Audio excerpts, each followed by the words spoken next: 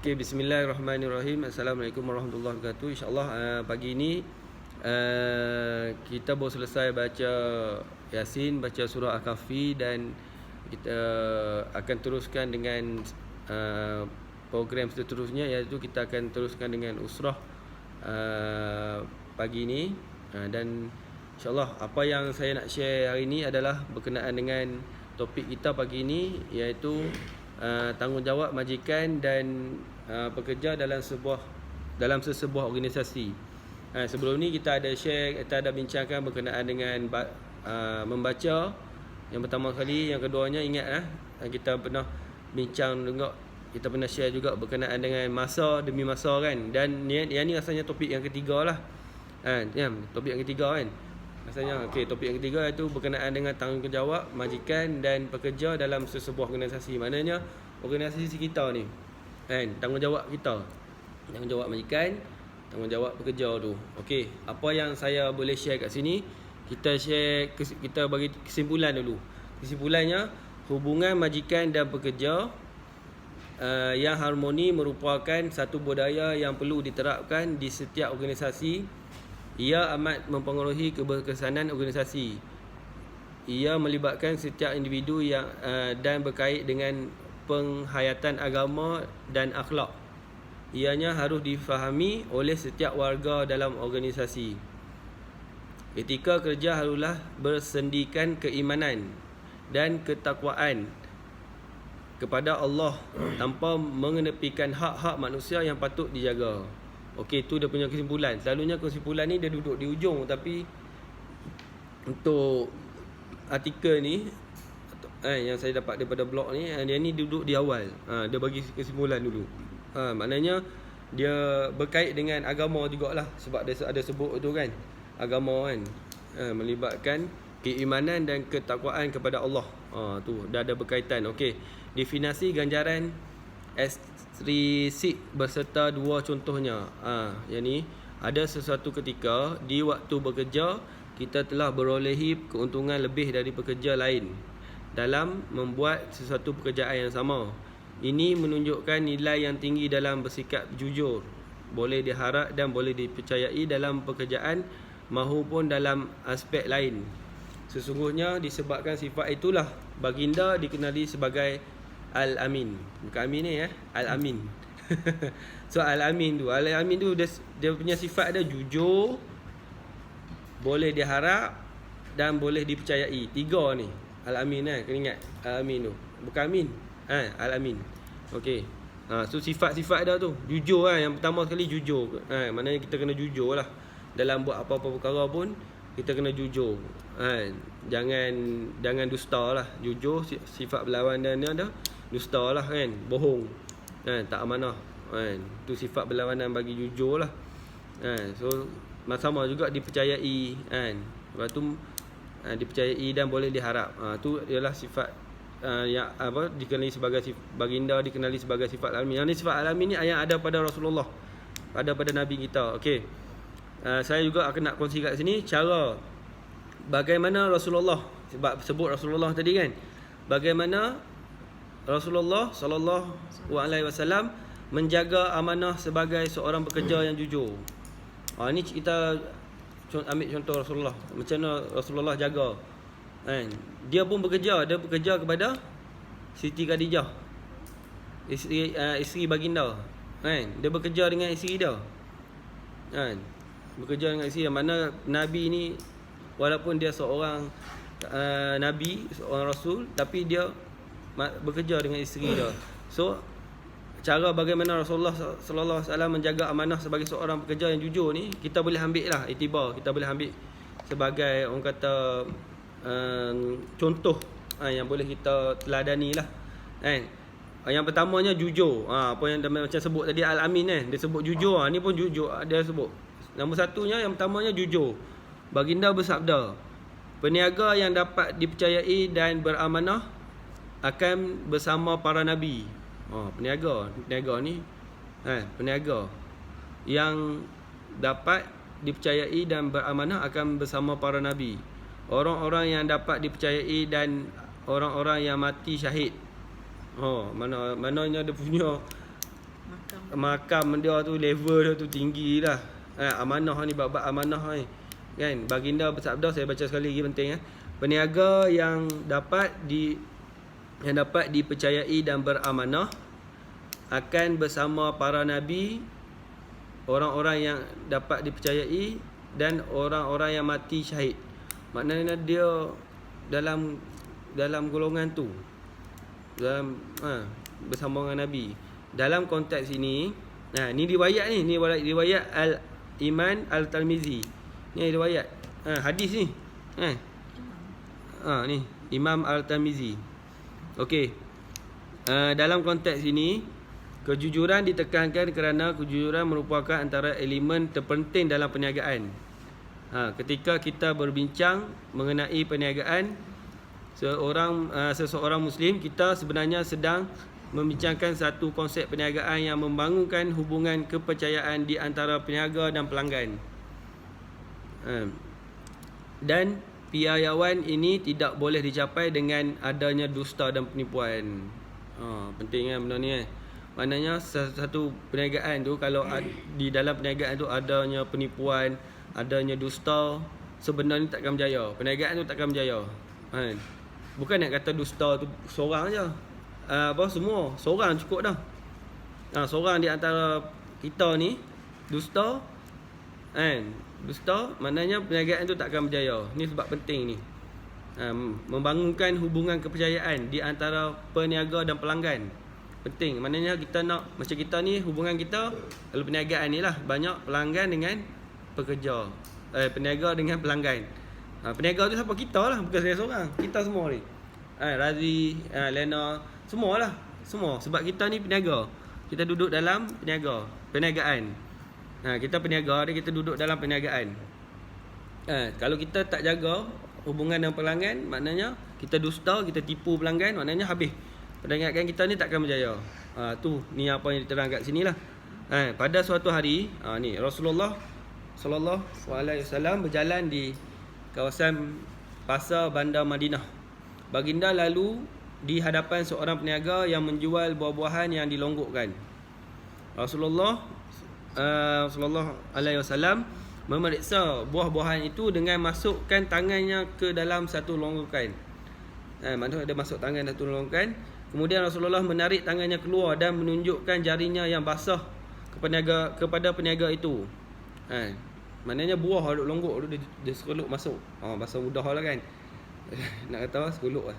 Apa dia masukkan buah tu, macam buah yang ni senang, buah muktan ni, buah rambutan. Masukkan dalam tu. Lepas tu dia gagal-gagal basah.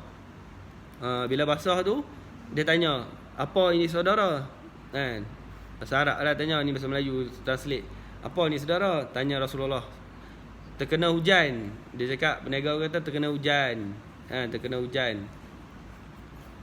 Atau peniaga itu, "Mengapa saudara tidak letakkan buah-buahan yang basah itu di sebelah atas supaya orang dapat melihatnya?" Kenapa dia tak atas? Supaya orang dapat lihat, tengoklah buah tu basah.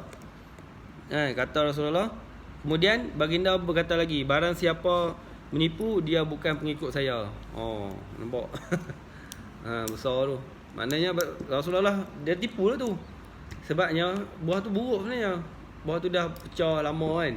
Asalnya lah kan. Tapi dia letak di bawah. Maknanya buah yang elok letak atas, dia tutup yang buah yang tak elok tu. Tapi bila Rasulullah masukkan tangan, bila masukkan tangan basah. Maknanya buah tu tak elok. Lepas tu Rasulullah kata, Rasulullah kata dia mungkin nak menipu lah. Itulah Rasulullah cakap tu, barang siapa yang menipu, dia bukan pengikut saya. Maknanya tu bahaya tu. Bukan pengikut dia. Maknanya Rasulullah tak suka lah benda ni. Walaupun dia jual buah juga, sama juga buah, tapi buah tu dah tak elok. Patutnya boleh jual.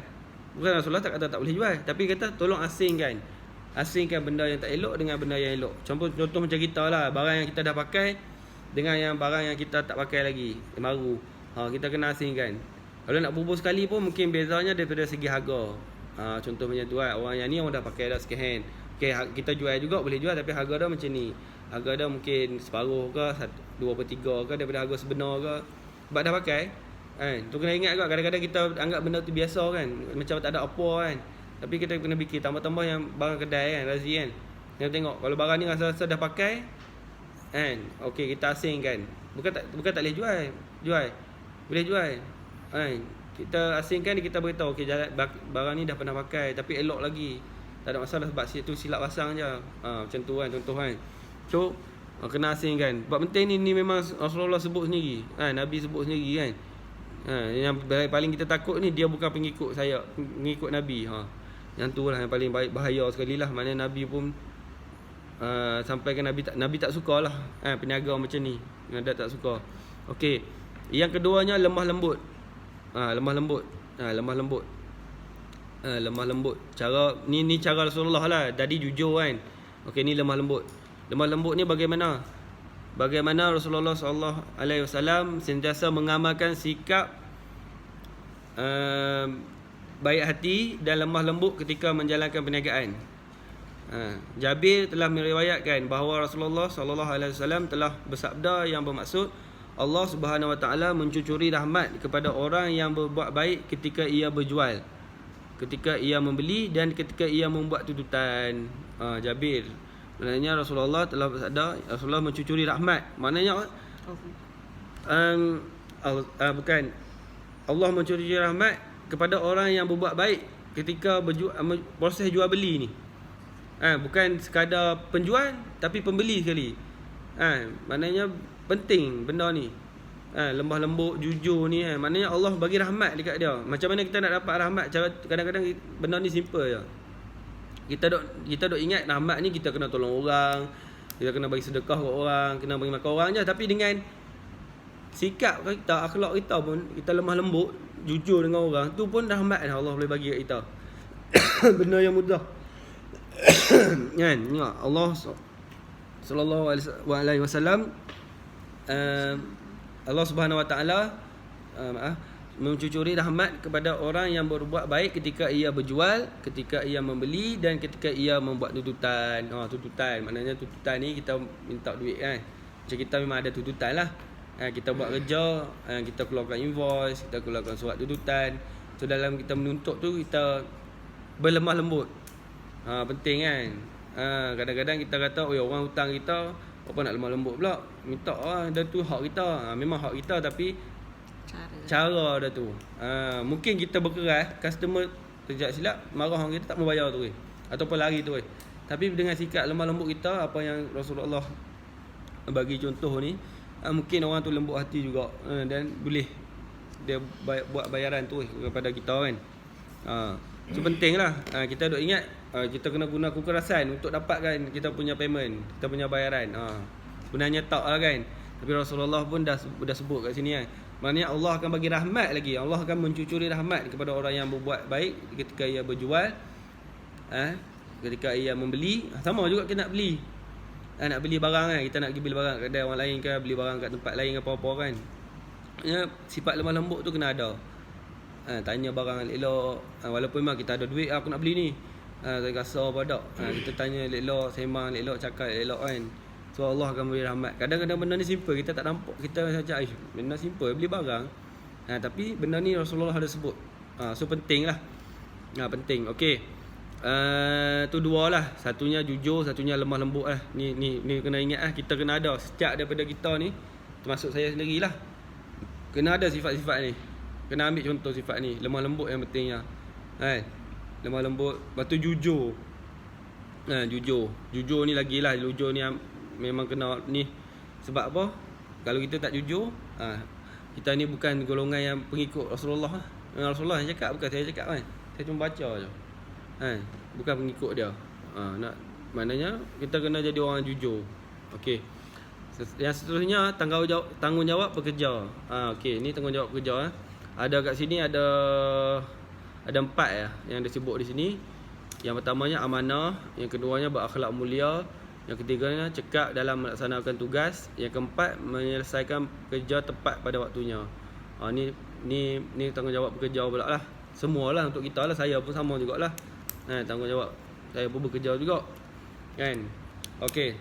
Pekerja adalah seseorang yang penting dalam sesebuah organisasi yang di mana mereka merupakan aset yang sangat penting dalam sesebuah organisasi. Tanpa pekerja juga sesebuah organisasi tidak dapat menjalankan organisasi tersebut. Ini maksudnya tim lah, tim kita lah. Kalau macam saya ni buka syarikat, buka bisnes, saya nak buat seorang memang boleh, tapi teruk lah. Dalam keadaan kita nak capai ada kita punya target. Kalau saya nak buat seorang, memang tak boleh. Bukan nak kata 1 juta, kan, 100,000 pun kita tak dapat setahun. Kan, nak buat seorang, kan, 100,000 tak dapat setahun. Tapi dengan yang adanya tim, saya 100,000, orang ni 100,000, orang ni 100,000, cukup lah 1 juta, contoh macam tu lah. So maknanya kita bekerja dalam organisasi, ada bahagian-bahagian masing-masing. Orang ni buat ni, orang ni buat ni, orang ni buat ni, kan. Ada tanggungjawab masing-masing, tak sama pun. Kadang-kadang benda yang kita kena buat benda yang sama tapi ada tugas masing-masing, kan. So kat sini dia cakap bekerja adalah seseorang yang penting dalam sebuah organisasi. Kalau tanpa bekerja, organisasi tu takkan hidup. Organisasi ni dia mesti ada anggota dah. Dia ada orang dia, bahagian dia, kan. Okey. Yang tanggungjawab yang pertamanya yang sebut tadi, yang saya sebut dah tadi, nombor satunya amanah lah. Ni kan, amanah. Bukan baca amanah. Okey. Amanah. Sebab tengok amanah teringat baca amanah. Okey. Tapi tak apa. Amanah ni maknanya seseorang yang bekerja perlu mempunyai sikap yang amanah dalam setiap pekerjaan yang dilakukan, sama ada melibatkan urusan peribadi, iaitu perkara yang melibatkan hubungan seseorang itu dengan Allah, atau urusan masyarakat. Hablu minallah, hablu minan nas. Hubungan dengan Allah, hubungan dengan makhluk. Masyarakat ni makhluk lah, kan. Amanah juga merupakan sesuatu perkara yang tidak boleh dikhianati sama sekali. Mana kita tak boleh khianat lah dengan amanah yang diberi tu. Kita mana contohnya majikan bagi kita diberi amanah untuk melakukan kerja ni. Lepas tu kita tak jalan ke amanah, maknanya kita tak buat. Kita buat lebih kurang ke apa ke, maknanya kita tak jalan ke amanah lah, kan. Maknanya kita mengkhianati lagi amanah tu. Okey, yang keduanya berakhlak mulia. Okey, kemahiran yang dimiliki seseorang itu juga tidak mendatangkan sebarang erti jika pekerja itu tidak mempunyai akhlak yang mulia. Kerana pada bila-bila masa sahaja dia boleh menjadi pemusnah terhadap sesuatu organisasi yang telah dibangunkan atau di sesebuah organisasi tempat beliau bekerja. Mana akhlak penting jugalah. Akhlak dia beritahu kat sini bukan akhlak kat tempat kerja saja tau. Akhlak diri sendiri sama. Kita di luar. Maknanya dia macam akhlak ni dia image lah. Kalau contoh kita ni jenis duk suka kata-kata kat orang kat luar, tapi orang tengok ni siapa? Ni anak siapa? Ni pekerja siapa? Kerja kat mana? Contoh macam itulah. Maknanya akhlak ni bukan tempat kerja saja, tapi dengan kehidupan kita harian lah, harian kita. Dengan masyarakat, dengan orang lain lah kat luar. Maknanya kita kena jagalah. Sebab dia boleh menjadi pemusnah terhadap sesuatu organisasi. Dia pemusnah. Memang pemusnah lah. Orang kan, dia bila orang ingat dia ni orang macam ni, orang sampai bila-bila pun kalau dia tak ubah, orang akan ingat dia macam tu lah.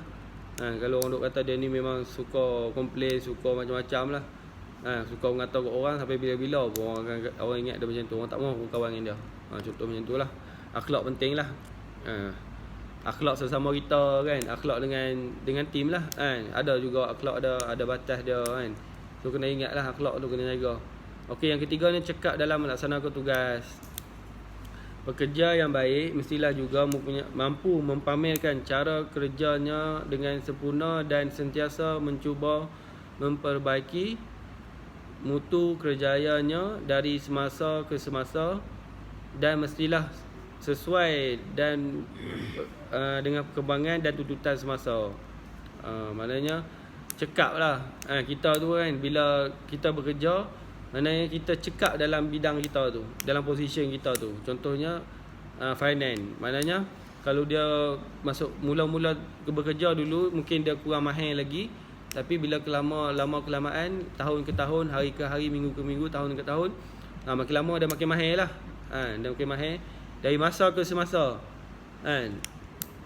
sesuai dengan perkembangan dan tuntutan semasa lah, Maknanya dia semakin mahir, semakin ada nilai dalam diri dia lah. Upgrade. Maknanya dia dah upgrade kemahiran dia, upgrade ilmu dia. Dan insya-Allah kita pun memang duduk dalam landasan tu lah. Cuma diri kita je lah. Kalau kita walaupun lah kita pergi menuntut ilmu dengan sifu dari langit pun, tapi memang kalau diri kita ni tak mau berubah, memang nak kita dah selesa duduk macam tu, memang tak jadi apa jugalah. Tak jadi apalah. So penting lah benda tu. Penting supaya dia dapat menambah nilai lagi dalam diri kita. Okey, dan yang keempatnya dan mungkin yang terakhir lah ni, menyelesaikan kerja tepat pada waktunya. Maknanya kita buat kerja tu bila diberi tugasan tu kan. Contohnya hari ni kena buat benda ni, kena siapkan petang ni. Kita cuba juga siapkan. Kecuali ada masalah-masalah yang timbul kan. Kita tak boleh nak buat apa lah, nak elak lah. Kalau ada masalah, kalau tak ada masalah tak siap juga, tak tahulah. Okey, seseorang pekerja itu juga mestilah berusaha sedaya upaya untuk menyelesaikan tugas yang diberikan kepada mereka mengikut tempoh yang diberikan dan menghantar tepat pada masanya. Tu tanggungjawab tu. Tanggungjawab kita tu, kita semua tu. Kan? Walaupun kadang-kadang benda tu simple je, tapi kita anggap benda tu nantilah kita suka tangguh kan. Maknanya benda tu habis. Tangguh habis kita punya orang kata apa? Masa kita lah. Patutnya kerja time tu kita buat benda lain, tapi kita terpaksa buat kerja yang tak siap kemarin tu, semalam ke 2 hari lepas, sehari lepas kan, yang tu kan, minggu lepas ke. Jadi kita siapkan terus. Bila diterima arahan tu, kita buat terus. Jangan tunggulah. Bila tunggu nanti dapat kerja baru, kerja ni tak buat lagi. Maknanya tertangguh. Bila tertangguh, dia jadi banyaklah kerja. Kita pun bila dah banyak kerja, jadi tekanan lah. Tekanan. Lepas tu marah orang ni, marah anu. Contohlah kan. Dia akan bagi kesan dekat emosi kita. Cepat kita akan letih. Patutnya kerja tu tak teruk pun, tapi dah terpaksa buat banyak kerja, hari tu jadi letih apa semua kan. So itulah tak baguslah untuk kita. So penting kita kena selesaikan kerja tepat pada waktunya. Okey. Okey, itu yang terakhir lah kan. Okey, kesimpulan ada lagi lah kesimpulan. Kesimpulan, hubungan majikan dan pekerja yang harmoni merupakan satu budaya yang perlu diterapkan di setiap organisasi. Ya amat inilah. Maknanya hubungan harmoni ni kita insya-Allah alhamdulillah dah ada lah kan. Tak ada pun maknanya kita ni duk cari salah orang ke apa ke, tak ada lah. Okey. Okey. Saya rasa setakat itu dulu perkongsian kita. Ni kita punya topik hari ni lah. Apa yang saya nak share hari ni, topik hari ni berkenaan dengan tanggungjawab majikan dan pekerja dalam sesebuah organisasi. Itulah apa yang saya nak share kepada tim semualah. Dan untuk saya jugalah, untuk ilmu, untuk pengetahuan saya jugalah benda ni kan. Bukan untuk semua sajalah. Dan untuk siapa yang menonton ni. Okey. Sama juga kita share kan. Kita share supaya benda ni jadi satu apa orang kata penambahbaikan lah untuk kita, untuk saya sendiri juga, dan untuk semua, untuk tim saya lah. Okey. Dan kita akan buka lah, kita akan buka juga untuk kita bagi pandangan berkenaan dengan topik ni. Kalau siapa-siapa ada pandangan lah, ada nak bagi komen ke berkenaan dengan ni, nak bagi nasihat ke dekat saya sendiri ke dekat tim ke dekat siapa-siapa kan, boleh bagi cadangan. Dan takat tu dulu lah, tak ada apalah. Okey, kita teruskan dengan sesi ni lah untuk sharing semua lah. Okey.